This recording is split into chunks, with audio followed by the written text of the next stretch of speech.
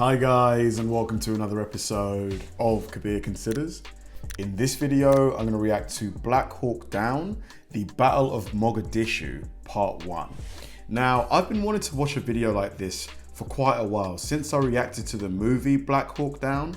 I really enjoyed the movie, but there were moments where I was thinking, did it really happen like this? Because it was such an incredible story. It almost felt like, you know, those stories that would only happen in a movie, that there's no way this went down like that. There's no way they got him out. There's no way he sacrificed himself in that way. So I'm hoping this video by the operations room, which he does an amazing job of breaking down these really complex, battles that take place over, several days, weeks often. And just finding out separating the fact from the fiction. So yeah, this should be a really cool video to watch. Let's do it.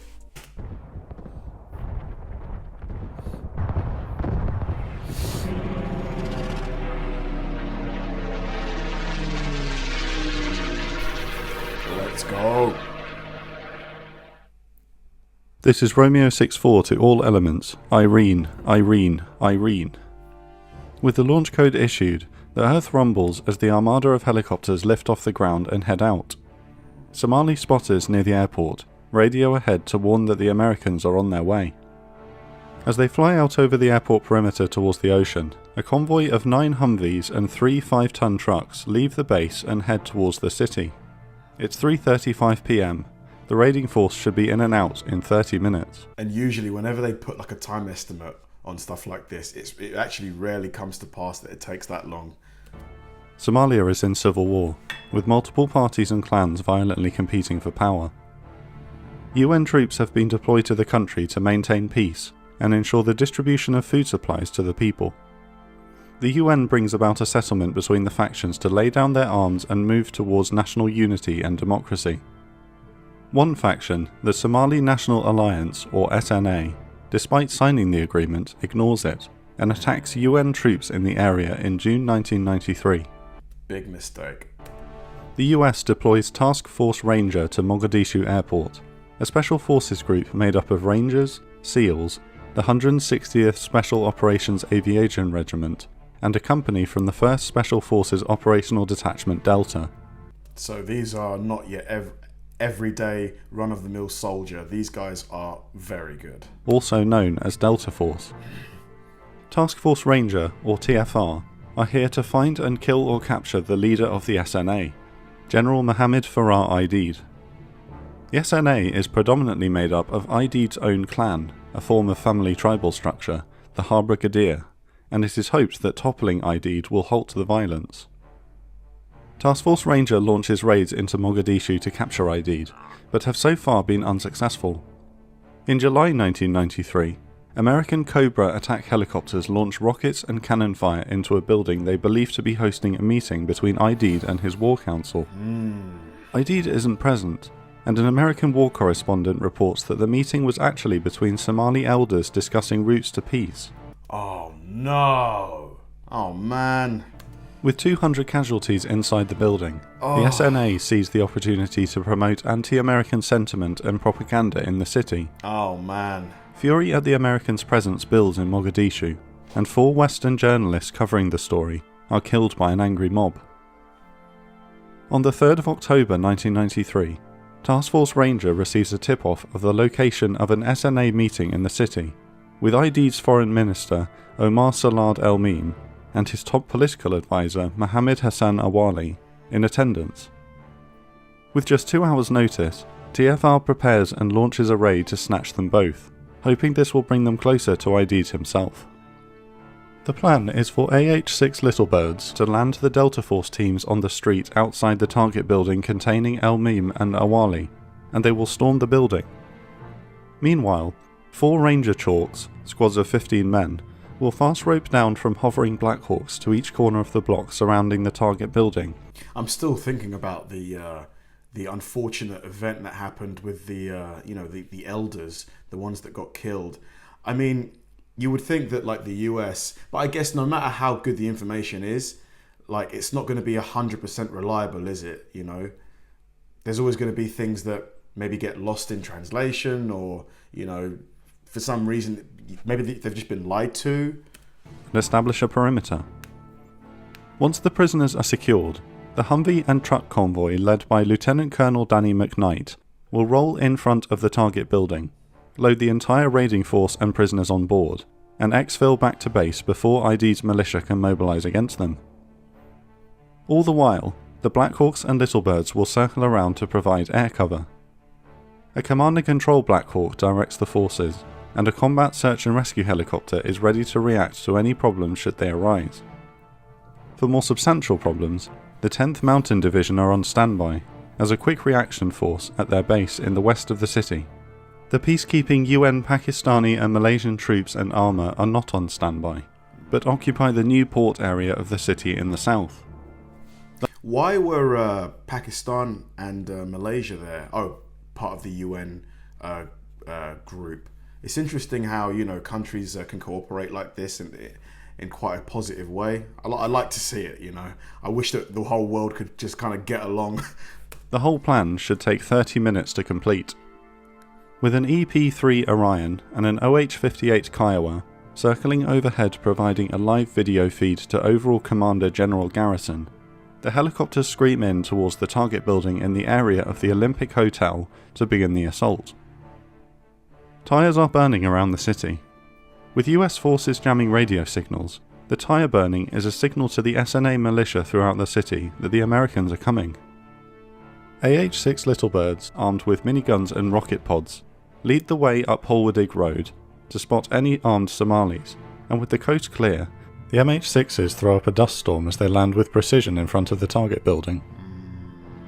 Delta Force operators, nicknamed I'm guessing that dust storm was done deliberately to, block visibility, stop people from maybe escaping from the building. D-Boys, hop off the benches and move into the target building. The time is 3:42 PM. The 4 Ranger Chalks begin fast roping down from hovering Blackhawks to the street 60 feet below. The Chalks form L-shaped defensive positions on each corner of the block, except for Chalk 4 who have accidentally been dropped a block further away. This is the first time out as the leader of Chalk 4, for Staff Sergeant Matt Eversman, and in his Chalk, the first ever combat mission for 18-year-old Private Todd Blackburn. Wow, 18, man. That's a kid, like, really. To me, anyway. I just feel like 18, for him to be doing something like this, it's so impressive. Fresh in from high school and boot camp, but having not yet been to Ranger School. Wow. For whatever reason, likely excitement and adrenaline, Blackburn completely misses the rope as he exits the aircraft. Oh no. And falls 60 feet to the ground. Oh! Medics run to attend to him. The raid is taking place close to 60 feet, he's broken a bone, probably. The Bakara Market, an ID'd controlled area of the city with a high concentration of SNA militia. With the pre-warning that the raid was coming, hundreds of militia are organised, armed and waiting. Fire begins to erupt on the Rangers from all directions. SNA runners move out across the city to mobilise militia further afield, who begin to arm themselves, mount up on trucks, and head in the direction of the helicopters circling above the city. However, as the SNA are only using runners on foot, 30 minutes should be plenty of time for the raiding force to exfil from the area before the city swarms in. Medics stabilise Blackburn, but with the fire raining down on them, a helicopter evacuation is out of the question. They'll have to wait for the convoy. Rocket-propelled grenades, RPGs, are now being fired at the defending Rangers. A crowd of unarmed locals are also forming around the raid site. Oh, man. The situation is manageable, but the strength though. of the resistance is much higher than expected. While the Delta operators move through the target building, the Humvee convoy arrives on the street outside and waits for them to complete their work. I'm trying to relay this information with what I saw in the movie. It's been quite a while since I saw the movie. It's been at least 6-7 months. But as I hear stuff happening, I can kind of picture scenes from the movie as well. I think Blackburn was played by the guy who was in that Nordic show, Vikings. The young kid, Ragnar's son, I think. Eversman orders 5 men in his chalk to move Blackburn over to the waiting vehicles. Chalk 2's M60 machine gunner, Sean Nelson, can see a larger crowd, numbering in the thousands, forming further down the street he's monitoring. He spots an armed group following a man, confidently riding a cow out into the street in front of him, wielding an AK. He opens fire on the man, and the rest of the group scatter. Just at that moment, a Black Hawk sweeps overhead and looses blistering fire on the street below with its minigun. The group, and the cow, don't last long. Another group of 15 Somalis approach. Some are armed, and using the unarmed amongst them as human shields. Oh my god. He first tries to aim just at the militia, but with Nelson and the rest of Chalk 2 taking fire from the group, he weighs the decision and decides he has no choice but to open fire on all of them. Jeez. The group scatters, leaving armed and unarmed dead. Seeing this, a larger group of militia and unarmed locals charge at Chalk 2. This time, without time to think about it, the Chalk returns fire. At that moment, a little bird marauds down the street above their heads and inflicts a devastating minigun run on the crowd. The display of awesome firepower disperses any survivors. All 4 Chalks are now being forced into the tough decision to open fire on militia who are using unarmed people as human shields. From the perspective of the locals who are just arriving at the scene, they see the Americans indiscriminately firing on civilians, and the fury of the citizens grows further.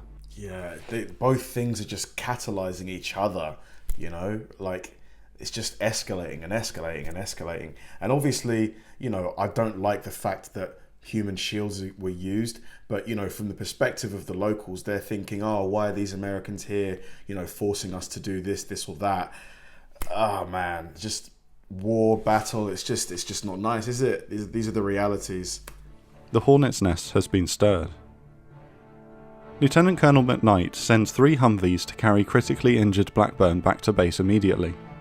The journey should only take 5 minutes, but they've driven into the storm. They turn onto National Street to find militia on both sides firing into them, with stray rounds into each other as they drive through. Paulson, manning the .50 caliber machine gun on the lead Humvee, fires right, and Pillar in the second fires left. In the furious torrent of fire, Pillar is killed instantly by a round to the forehead. In that moment, fighting for their lives and with RPGs now flying down the street at them, a call comes over the radio from Sergeant Gallagher, a platoon sergeant with the main force at the target building. How are you guys doing? Taking heavy fire, Strucker shouts, I don't want to talk about it. Unsatisfied, Gallagher calls again. Have you got any casualties? Yeah, 1.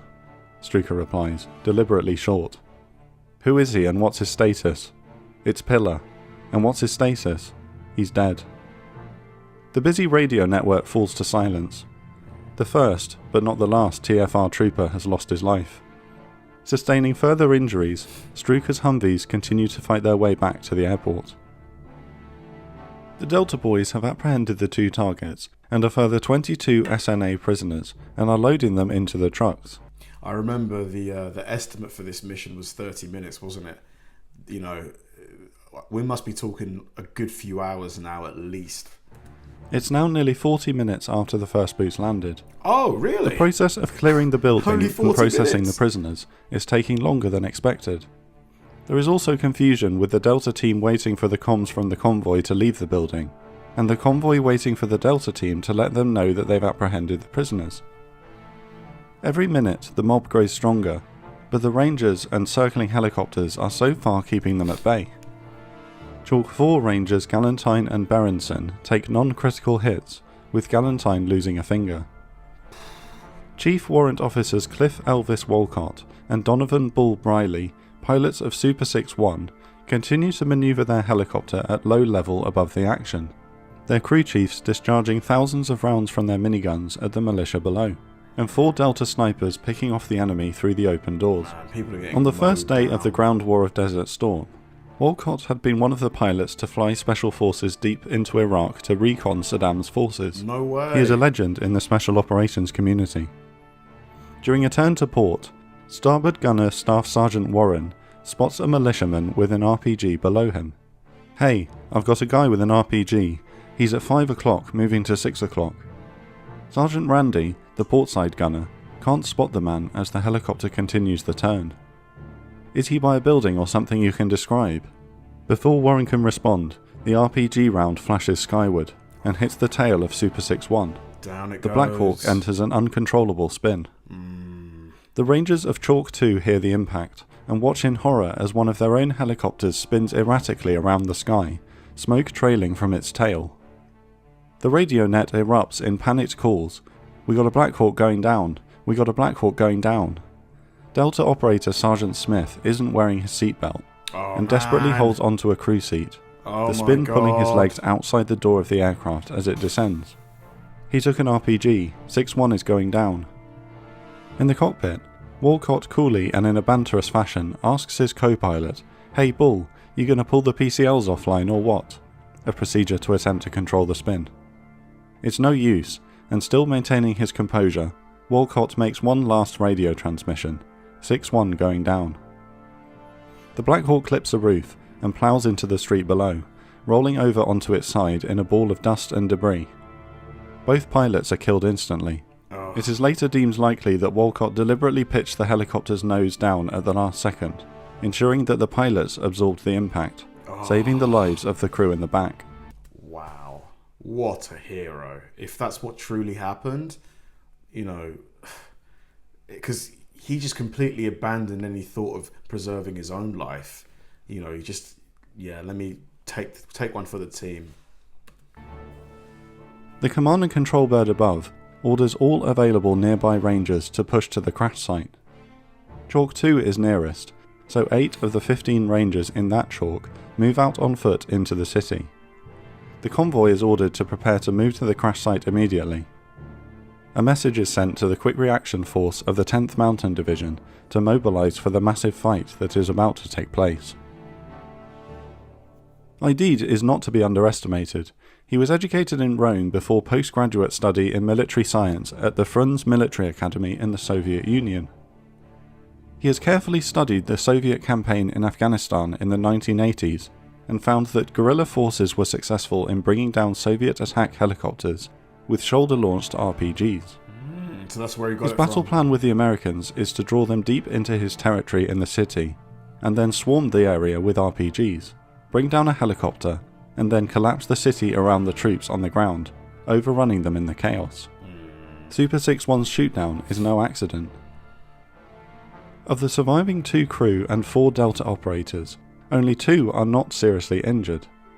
Having just survived a brutal helicopter crash, Sergeants Bush and Smith emerge and defend themselves and the rest of the survivors from the now arriving locals. These guys are now fighting for their lives, man, against probably overwhelming opposition. Little Bird Star 4-1 is the first help to arrive at the crash scene. They land near the alley and are immediately charged at by Somalis. The 2 pilots, Warrant Officers Jones and Meyer, defend themselves from the cockpit with pistol fire. Jones hops out and moves to the wreckage just as Lieutenant D. Tommaso arrives with the 7 other members of Chalk 2 to form a defensive perimeter. They find that Bush has been killed defending the survivors. They move his body into the Little Bird, and Sergeant Smith also hops on board. Super 6-1 pilots Walcott and Briley are dead, and the rest of the survivors require medical attention before they can be evacuated. Little Bird Star 4-1 lifts off and heads back to base. The Humvee convoy rolls up to Sergeant Eversman's Chalk 4, and under heavy fire they get in. People now line the streets, roofs and windows, firing down into them. They turn right towards the crash site. How thick is the armour on the Humvees? I'm guessing that, the glass is going to be like many, many inches thick. It's going to be, multiple inches of steel on the doors. But it can't be too heavy because then it's going to be really, really slow. And I think they can move pretty quickly. I'd love to know, what kind of material they use to armour the things. But, disoriented, the lead Humvee then turns south, now heading away from the crash site. Ranger Commander Captain Steele orders the remaining Chalks and Delta operators to move on foot towards the crash. They encounter heavy resistance. Delta Sergeant Fillmore is killed en route. With one less Black Hawk in the low orbit role covering troops on the ground, the Command and Control Bird radios Chief Warrant Officer Mike Durant in Super 6-4, loitering to the north of the city. Super 6-4, this is Alpha 5-1. come up and join Super 6-2 in his orbit. 6-4 is inbound. Durant heads south towards the city. The Combat Search and Rescue Black Hawk Super 6-8 arrives at the crash site, and the team of Rangers and D-Boys begin to fast rope down to the street below. With men still on the rope, the helicopter is hit by an RPG. Man. In a display of superb airmanship, pilots Dan Galotta and Herb Rodriguez hold the helicopter steady while the men complete their fast rope. They ascend from the area and successfully manage to put their stricken aircraft down at the friendly Newport area in the south. Under heavy fire, the CSAR team moves the 2 remaining wounded crew chiefs to a nearby shelter. They then move to strengthen the perimeter set up by Chalk 2 at the intersection just west of the crash. The convoy is lost. Under heavy fire, they can't afford to slow down, but it's taking time to relay directions to the crash site from the aircraft above McKnight. The locals are now building makeshift roadblocks throughout the area, using tables, chairs, and general debris. The locals are not giving up easily whatsoever. They're doing everything they can to keep the Americans pinned, like in one or a quite closed position. Fearing bombs planted inside the roadblocks, the Humvees can't simply drive through them. They make several wrong turns and loop around the area of the target building. 10 minutes after Walcott's Super 6-1 went down, Durant's Super 6-4 is on station over the rooftops providing minigun fire support for the Humvees below. At 4:40 PM, Durant's Black Hawk takes an RPG hit to the tail section. He pulls the aircraft out of the orbit and points southwest towards the airport. It's leaking oil, but the controls are still responding, and he believes they can make it back. All of a sudden, the tail rotor gearbox and most of the tail itself completely disintegrates. The Black Hawk enters a violent spin. He radios, Super 6-4 going in hard, we're going down. Just before hitting with the ground, the pilots manage to level off the chopper, and as it impacts with the earth, the helicopter lands flat on its belly. This is crucial, and as a result, the crew survive. Black Hawk Super 6-2 circles the crash site, and immediately spots a mob of people moving towards it from all directions.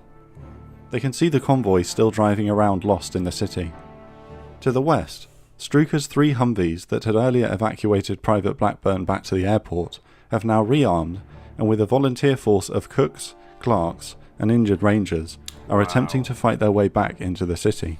Man, so basically whoever was left, but are pinned down. Delta snipers Sergeants Randy Shugart and Gary Gordon, on board Super 6-2, can see for themselves that Super 6-4 will shortly be overrun, and that both convoys are nowhere near. They volunteer to deploy on the ground to defend the crash site.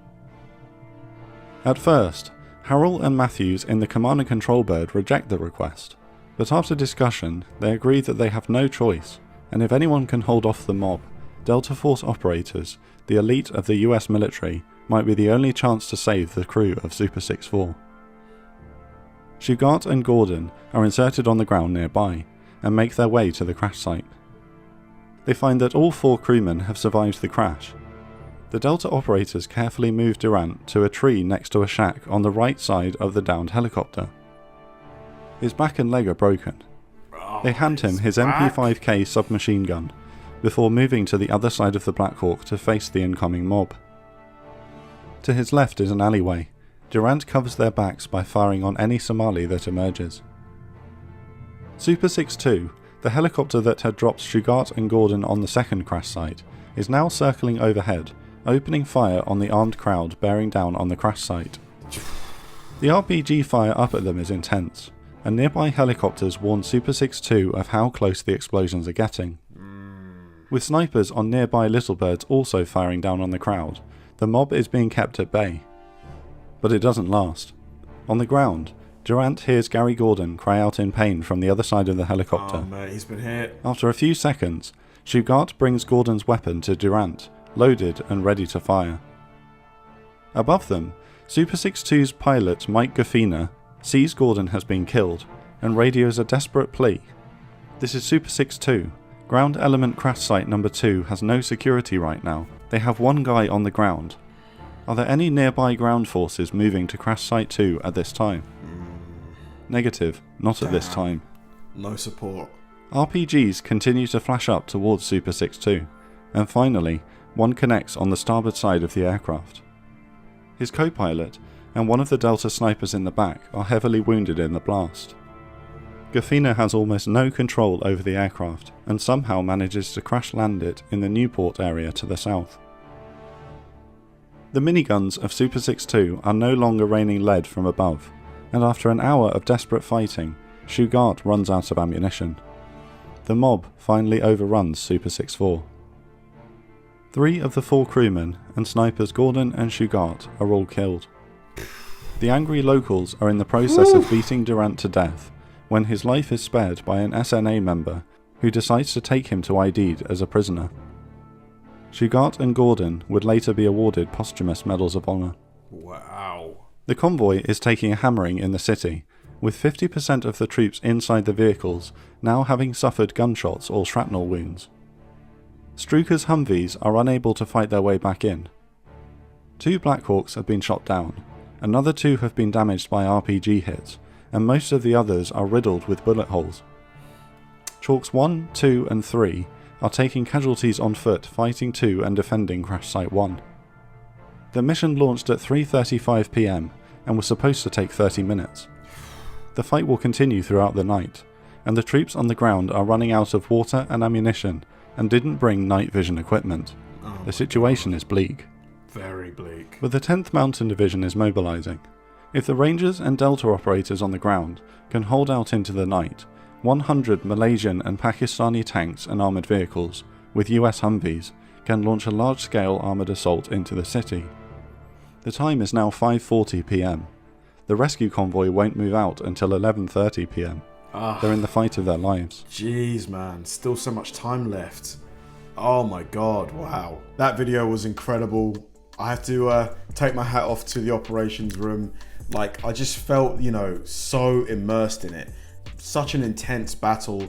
This was meant to be a simple 30-minute in and out, capture Aidid or one of his top-ranking, members of his group.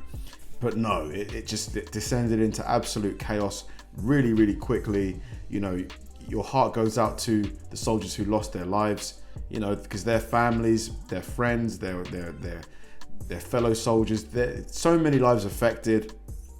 It's just insane. Like, I thought that a lot of what I saw in the movie was just added to create, additional tension, increase the stakes, make it a better movie. But no, it genuinely feels like the movie was a true to life depiction of what actually went down. Absolutely incredible story. I'm going to get to part 2 as quickly as possible. Thanks for watching, guys, and I'll see you in the next one.